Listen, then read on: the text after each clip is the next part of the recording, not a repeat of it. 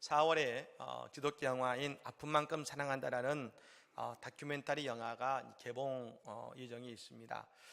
이 영화는 필리핀 선교사로 수고하시다가 그러다가 하나님의 부르심을 받은 고 박누가 선교사님의 이야기를 담고 있습니다. 여러분 우리가 아는 것처럼 이 누가는 누가복음과 사도행전을 기록한 저자이면서 동시에 그는 의사였습니다. 그래서 그가 바울 사도와 함께 가면서 여러 가지 어려운 이들을 치유하고 병을 낫는 일에 도움을 줬던 사람이 바로 누가였는데, 이분이 바로 고 박누가 선교사님의 이야기를 담고 있는 것입니다. 이분을 동방 오지의 추바이체라고 불리셨고 예전에 인간극장에도 출연하셨던 분이기도 합니다. 이 박누가 선교사님이 필리핀 선교를 처음 시작하신 것은 1989년입니다. 필리핀의 루손 섬의 산악지대에서 시작하셨는데 비포장으로 12시간을 들어가야 했던 아주 오지였습니다. 그리고 이 선교사님이 다니셨던 선교지는 늘 이런 오지여다 보니까 그곳에 있는 사람들은 문명의 혜택도 못 받고 병원도 없다 보니까 늘 주술에 기대어서 이 치료했던 사람들에게 실제로 의술을 가지고 치료해주고 낫게 해주는 많은 일들을 하신 것입니다. 그리고 오지만 다니다 보니까 이 선교사님도 온몸에 병을 달고 살았다고 합니다. 나중에는 췌장암, 위암, 간경화, 당뇨까지 더해져서 고통을 받으시고 근데 그럴수록 선교사님은 뭐라고 하시냐면 아파 보니까 환자를 더 잘 이해하게 된다면서 오히려 감사했던 분이 이 선교사님이었다는 것입니다. 결국 작년 58세의 나이로 하나님의 부르심을 받으셨지만 이번 그 영화를 통해서 오지에서 피어난 하나님의 생명의 꽃을 전하고 있다는 것입니다. 그렇습니다. 이 땅에는 하나님을 위해서 그 어려운 길을 자처하는 수많은 믿음의 선교사님들이 계십니다. 그리고 이 땅에서도 하나님의 영광을 위해서 어려운 이들을 위해 헌신하는 수많은 주님의 성도들이 있습니다. 저는 그분들이 우리 그리스도의 진짜 힘이라고 믿습니다. 여러분, 우리도 주님의 영광을 위해서 이 땅에 빛과 소금의 삶을 살아가는 우리 모두가 되기를 예수님으로 간절히 축복합니다. 오늘 말씀은 여호수아와 이스라엘 백성들이 요단강을 건너서 가나안에 들어간 이후의 말씀을 하고 있는 것입니다. 그들은 가나안에 들어간 이후에 저 여리고 평지에서 유월절을 지냅니다. 그들이 광야가 아닌 약속의 땅에서 처음으로 지냈던 유월절을 지내게 된 것입니다. 이스라엘 백성들은 그곳에서 유월절을 보내고 유월절 이후에 있는 무교절의 절기를 지내면서 그곳에서 무교병과 볶음곡식을 먹은 것입니다. 근데 그 다음 날부터 새벽마다 내리던 만나가 그치고 가나안 땅의 소산물을 먹기 시작한 것입니다.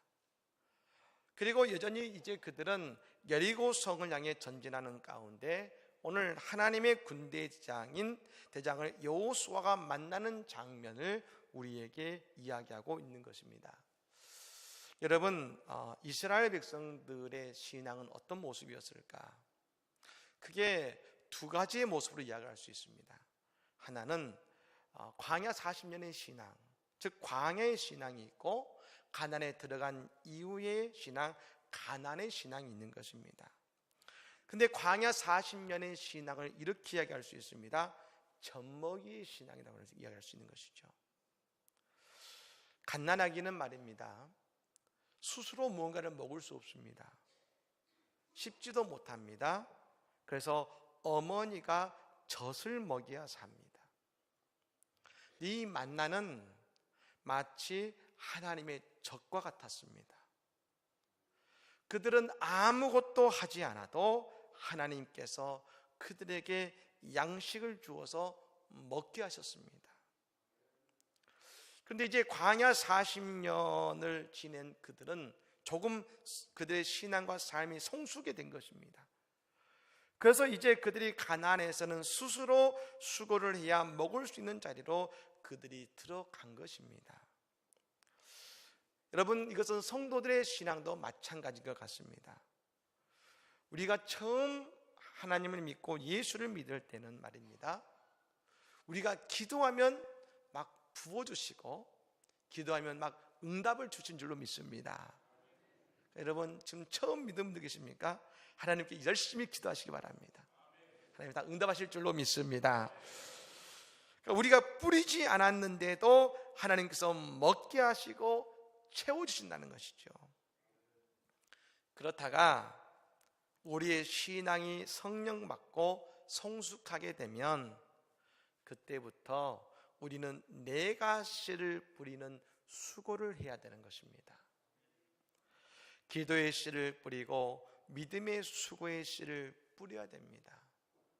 그러면 하나님께서 그 씨앗이 싹이 나게 하시고 열매를 맺게 하시는 것이죠.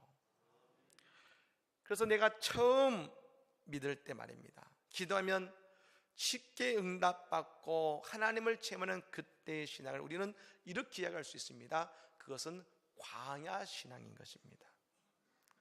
그런데 어느 순간부터 기도하면 응답은 받지만 광야 신앙 때와는 다른 믿음의 수고를 해야 될 때 우리는 생각이 되는 것이죠. 아하, 나는 이제 가나안의 신앙으로 들어왔구나. 우리는 깨달아지는 것입니다. 많은 분들이 생각할 때에, 아니 목사님, 광야의 신앙, 만나를 먹는 신앙이 더 좋지 않습니까? 그냥 가만히 있어도 말입니다, 하나님께서 막 만나를 먹여주시고 얼마나 좋습니까? 예, 그것은 그때 필요한 모습이고 필요한 신앙입니다. 여러분, 광야에서는 오직 한 가지만 해결하면 됩니다. 먹고 마시는 것만 해결하면 되는 것입니다. 다시 말씀드리면 내게 유익이 되는 것을 바라는 신앙을 할 수 있는 것입니다. 내가 지금 필요한 것을 바라는 신앙인 것입니다. 하지만 가나안의 신앙은 말입니다, 조금 더 오래 걸리고 믿음의 수고가 필요한 이유가 있는데, 가나안에서 이제 나만을 위해 사는 인생이 아니라 하나님을 위해 사는 삶도 그곳에서는 필요하게 된다는 것입니다. 이게 참 중요합니다. 나의 필요를 위해서도 기도하지만 우리가 하나님 나라를 내 가정과 내 일터 가운데 어떻게 세워갈 것인가, 어떻게 우리가 하나님의 통치 속에 거할 것인가를 우리가 기도하게 되는 것입니다. 그때 유혹도 있고 시험도 있을지 모릅니다. 그러나 여러분, 이 모든 것을 다 이기고 우리는 마침내 열매를 거두게 되는 것입니다. 광야 신앙 어떤 신앙입니까? 젖을 먹는 신앙은 아직 열매가 없는 신앙입니다. 만나는 먹지만 내 삶과 신앙의 열매는 아직은 없는 신앙입니다. 하지만 가나안의 신앙은 씨를 뿌리는 신앙이기 때문에 열매를 거두는 신앙인 것입니다. 그래서 여러분, 어떤 이스라엘 백성들은 왜 만나를 멈추셨냐고 안타까워할지 모르지만 하나님께서는 만나를 멈추시게 하는 것이 우리를 인정해 주시고 우리를 향해 주시는 또 다른 하나님의 축복인 것을 믿으시기를 바랍니다. 이제 이스라엘 백성들은 저 여리고 성을 향해 나아가는 것입니다. 이제 저 가나안을 정복하기 위해 나가는 것입니다. 그런데 하나님께서는 이스라엘 백성들이 가나안에 들어오자마자 그들에게 요구하신 것이 한 가지가 있었습니다. 그것은 바로 그들에게 할례를 요구하신 것입니다. 창세기 15장에 보면 하나님께서 아브라함에게 할례를 통해서 그에게 아들 이삭을 약속하시고 그리고 그를 하나님의 백성으로 인정해 주셨습니다. 즉 할례가 하나님의 백성의 징표고 언약의 징표인 것입니다. 그런데 여러분, 이 징표는 바로 하나님을 통해서 축복과 구원이 온다는 고백입니다. 저 아브라함이 이 할례를 통해서 하나님과 계약을 맺었는데, 안타까운 것은 그는 그 계약을 맺었음에도 불구하고 그가 내가 할 수 있으라고 했을 때 뭘 하냐면, 여러분, 이스마엘을 낳은 것 아니겠습니까?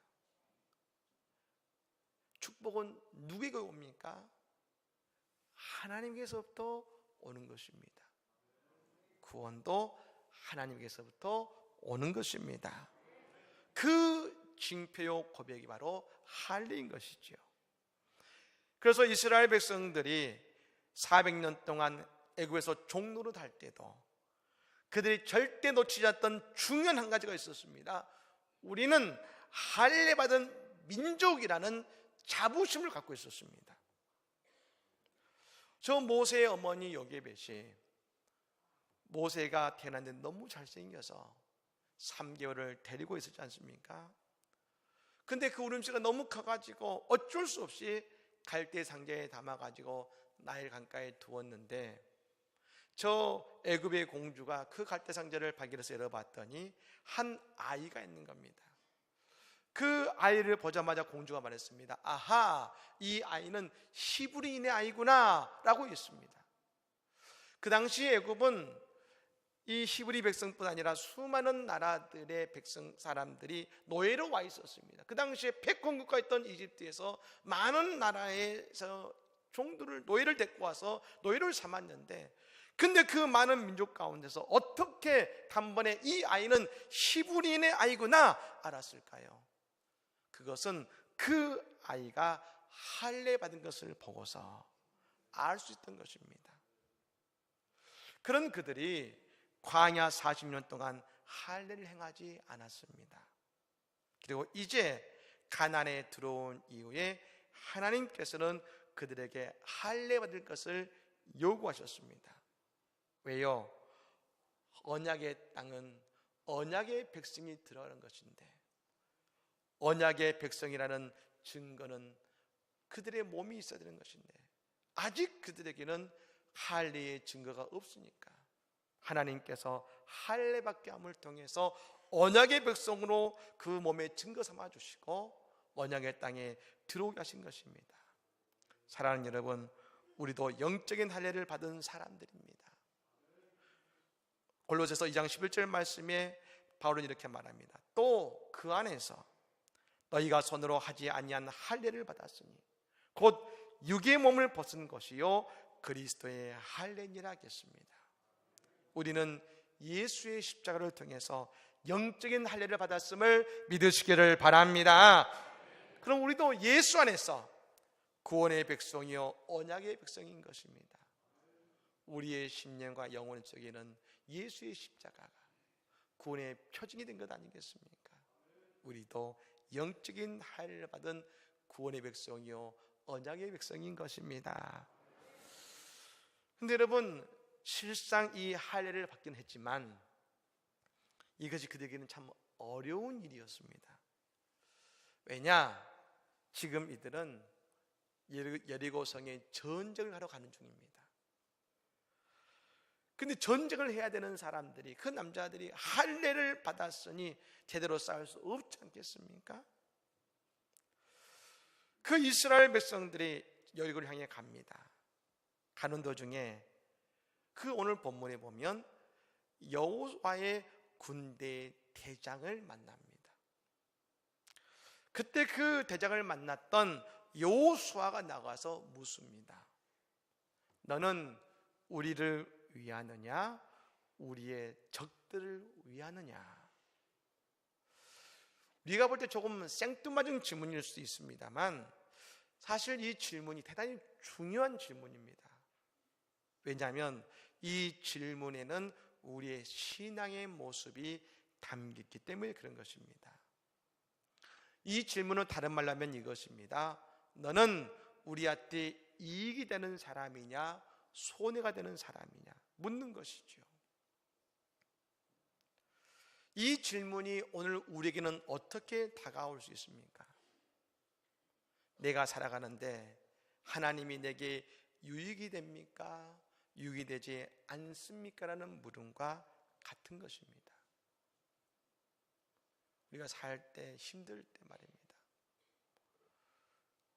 우리의 인생이 여리고성 앞에 머물러 섰을 때 때로 말하지 않습니까? 하나님이 계십니까? 하나님이 내게 힘이 되십니까? 물을 때가 있지 않습니까? 우리가 지난 새벽에 고린도전서 6장 12절 말씀에 이런 말씀을 보았습니다. 모든 것이 내게 가하나 다 유익한 것이 아니요 모든 것이 내게 가하나 내가 무엇에든지 얽매이지 아니하리라. 바울 사도는 말합니다. 모든 것이 다 내게 옳다고 다 하나님을 위해서 유익한 것은 아니라는 것입니다. 바울은 말하는 것이죠. 우리는 나의 옳음과 유익에 집중해서는 안 됩니다. 6장 30절 말씀에 이렇게 말하죠. 갑으로 산 것이 되었으니 그런즉 너희 몸으로 여호와께 영광을 돌리라. 우리의 신앙은 하나님 앞에 내가 무엇이 유익이 되느냐 보는 것이 아니라 내 신앙의 모습은 하나님의 유익, 하나님께 영광을 돌리는 것이 우리의 신앙의 모습이 되어야 되는 것입니다. 광야 신앙일 때도 그럴 수 있습니다. 하지만 가나안 신앙일 때는 그 단계를 뛰어넘어서 말입니다. 무엇보다도 먼저 하나님의 영광을 우리는 생각해야 될 줄로 믿습니다. 그래서 여러분, 하나님의 군대장이 뭐라고 합니까? 말합니다. 그가 이르되 아니라 합니다. 아니라. 그 질문이 틀렸다는 것입니다. 오늘 우리도 하나님께 왜 내게 이러십니까? 왜 내게 안 주십니까? 라는 질문 앞에 하나님은 뭐라고 하시느냐? 그 질문 앞에 아니라 하십니다. 아니라. 오늘 14절 말씀 우리 같이 읽어볼까요? 14절 말씀입니다. 그가 이르되 아니라 나는 여호와의 군대대장으로 지금 왔느니라 하는지라. 여호수아가 얼굴을 땅에 대고 엎드려 절하고 그에게 이르되 내 주여 종에게 무슨 말씀을 하려 하시나이까? 아멘. 그러면서 말씀합니다. 나는 여호와 군대대장으로 지금 왔느니라. 이게 무슨 말일까요? 지금 이스라엘 백성들은 전쟁을 하러 가는데 이 이스라엘의 군대를 이끌고 전쟁할 사람은 너 여호수아가 아니라 나 여호와 군대대장이다. 즉 할례를 받아서 불편하니까 이 전쟁에서 어떻게 이길까? 저 여리고성을 우리가 어떻게 넘을 수 있을까? 고민하는 여호수아에게 하시는 말씀입니다. 저 이스라엘 백성들은 이제 하나님의 군대가 되었다. 언약의 징표를 지닌 하나님의 군대가 되었다. 그리고 그 하나님의 군대를 내가 이끌 것이다. 이제 하나님께서 저 여리고성을 위해서 싸워주실 것이다 선포하고 있는 것입니다. 여호수아도 생각했을 겁니다. 하나님이 도와는 주시겠지, 어떻게 주시겠지 생각했을 것입니다. 하지만 하나님께서는 도와주시는 것이 아니라 이 전쟁을 친히 이끄시고 이 전쟁의 주인이 되시겠다고 오신 것 아니겠습니까? 사랑하는 여러분, 이 세상은 마귀가 우리를 넘어뜨리기 위해 역사하고 있는 것입니다. 하지만 우리는 분명히 압니다. 예수님께서 우리의 군대 대장이 되시니 말입니다. 우리를 이끄시기 때문에 우리는 마침내 승리하게 될 줄로 믿습니다. 바로 그때 여호와의 군대 대장이 여호수아에게 말하는 것이죠. 이를 위해 할 것이 있다. 그게 뭐냐? 내 발에서 신을 벗으라. 한번 따라해 볼까요? 내 발에서 신을 벗으라. 내 발에서 신을 벗으라. 믿으십니까? 오늘 이 시간에도 우리에게 말씀하십니다. 내 발에서 신을 벗으라. 그래서 여러분, 신을 벗는다는 것은 오늘 두 가지 의미를 가지고 이야기하고 있습니다. 첫 번째는 이것입니다. 그 당시에 종들은 말입니다, 신발이 없었습니다. 맨발로 살았습니다. 신발을 신는 사람은 오직 주인들이었습니다. 그러므로 내 발에서 신을 벗으라 하는 것은 네가 짊어지고 있는 책임과 권리를 내려놓으라는 것입니다. 왜 오늘 여호수아가 여호와의 군대 장관에게 말입니다, 당신이 우리에게 유익한 분입니까? 아닙니까? 라고 질문합니까? 그 속에는, 그 질문 속에는 인생을 책임지고 이스라엘 백성들을 책임져야 된다는 그 마음의 짐이 있기 때문에 그런 것입니다. 하지만 하나님은 말씀하십니다. 내 발의 신을 벗어라. 네가 걱정하고 짊어지고 있는 모든 짐을 다 벗어라.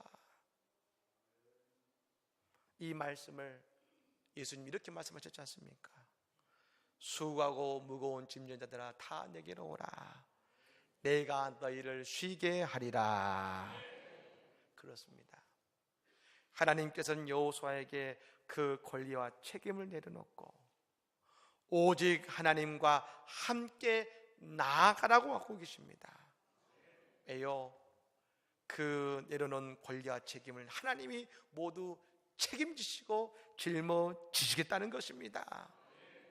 즉, 내 권리를 다 내려놓는 것입니다. 내가 할 수 있다고 하는 것, 할 수 없다는 생각까지도 다 하나님 앞에 내려놓고 나아갈 때 하나님께서 친히 그 모든 것을 담당해 주실 줄로 믿습니다. 또 한 가지는 이것입니다. 내 발에서 신을 벗으라는 것은 여호수아 1장 3절의 말씀을 이루시기 위함인 것입니다. 1장 3절의 말씀 우리 같이 읽어보겠습니다. 내가 모세에게 말한 바와 같이 너희 발바닥으로 밟는 것은 모두 내가 너희에게 주었노니. 아멘. 뭐라 하겠습니까? 발바닥으로 밟는 것은 다 너희에게 주겠다 하셨습니다.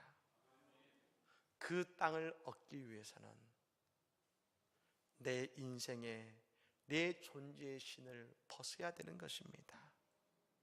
그렇습니다. 그러므로 이 여리고성의 전쟁은, 이 가나안을 얻는 전쟁은 너희가 싸우는 것이 아니고 너희가 책임진 전쟁도 아니다. 나 만군의 여호와가 책임진 전쟁이요, 이 땅을 책임지고 너희에게 주겠다고 하나님께서 약속하고 계신 것입니다. 여러분, 하나님께서 이루십니다. 우리 발의 신발을 벗으시고 내 권리와 책임을 다 하나님 앞에 내려놓으시고, 우리는 하나님의 종입니다. 우리는 하나님의 자녀입니다. 고백하며 주님과 함께 축복의 땅을 점령하는 은혜를 누리시기를 바랍니다. 하나님은 여리고성을 7번 돌아하셨습니다. 7일 동안 돌아하셨습니다. 그 7일 동안 도는 가운데 하나님은 그들과 함께 걸으셨습니다. 그리고 하나님의 때에 하나님께서 여리고성을 주신 것처럼 말입니다. 오늘 우리의 삶 속에서 우리의 군대 제장이신 예수님께서 함께 하셔서 우리의 영적인 여리고성을 주실 뿐 아니라 우리에게 약속하신 가나안을 반드시 주실 줄로 믿습니다. 이 하나님의 은혜를 거는 우리 모두가 되기를 예수로 간절히 축복합니다. 아멘.